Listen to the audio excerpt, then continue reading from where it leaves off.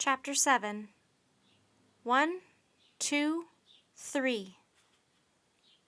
"So that's why Merlin sent for those books," said Teddy. "What books? Who's the Raven King?" said Jack.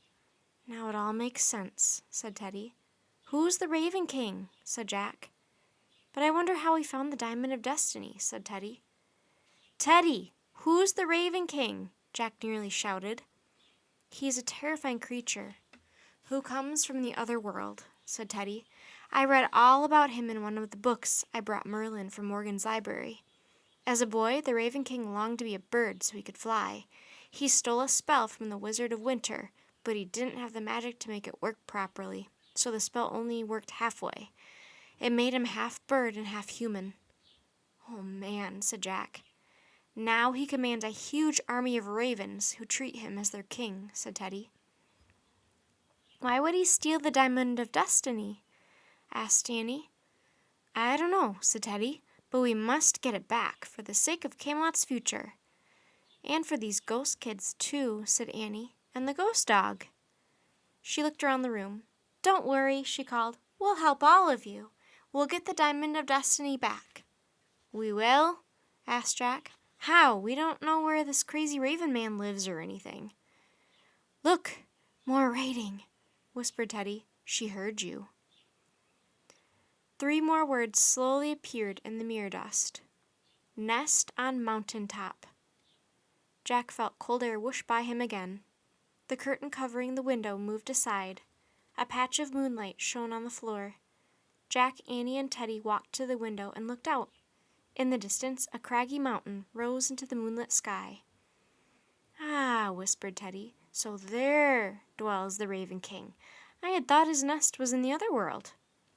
"It might as well be," said Jack. "We'll never be able to climb to the top of that mountain." "Aye," said Teddy. "No mere mortal can climb that steep rock." "How will we get the diamond back?" cried Annie.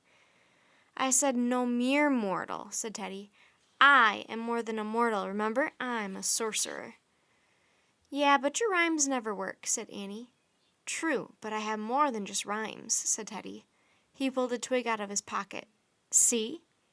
"What's that?" said Jack. "'Tis an enchanted hazel twig," said Teddy. "Its magic is strong enough to change me into anything I want." "Oh, wow," said Annie. "Did Morgan give you that?" asked Jack. "No," said Teddy. "Morgan and Merlin do not even know I have it. A forest sprite, a cousin of my mother's, gave it to me, in case I was ever in urgent need." "So what do you want to change into?" asked Annie. "Why, a raven, of course," Teddy said.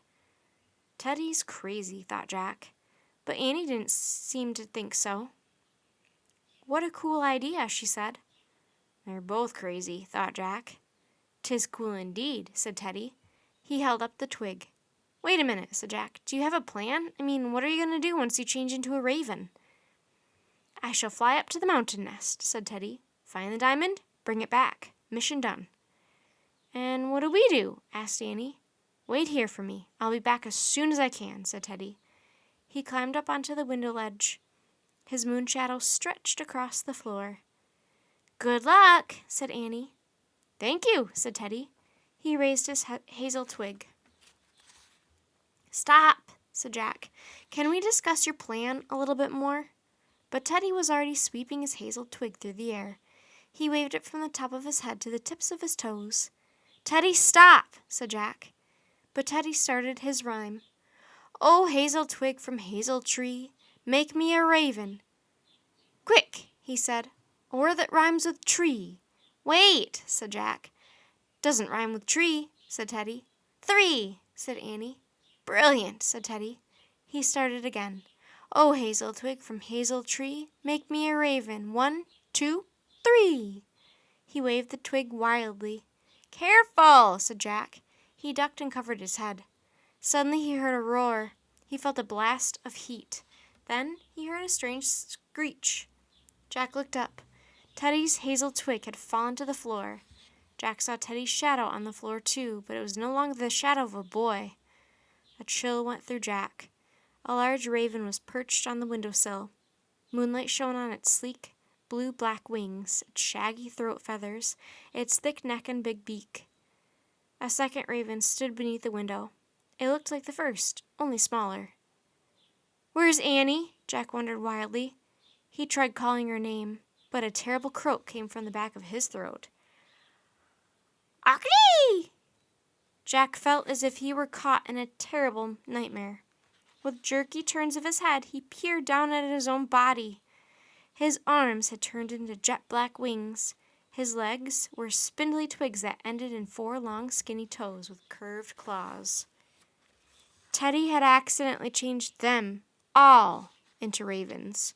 1, 2, 3.